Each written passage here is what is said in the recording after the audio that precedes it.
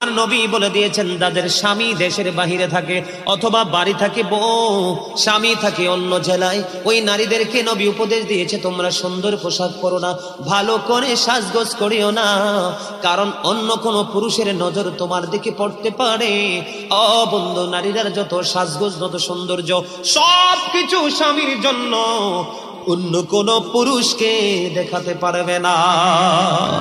নারীরা হলো গোপনীয় জিনিস। কি জিনিস? গোপনীয় জিনিস। তারা থাকবে পর্দার ভিতরে, ঘর থেকে বের হলেও পর্দা নিয়ে বের হবে। যখন মহিলারা পর্দার বাহিরে চলে আসে গো, আমার নবী বলেছেন শয়তান তখন তাদেরকে দেখে উকি ঝুঁকি দেয়। মহিলারা যখন বন্ধু পর্দার বাইরে যায় দর্শনের শিকার হয়। কথা বলে না?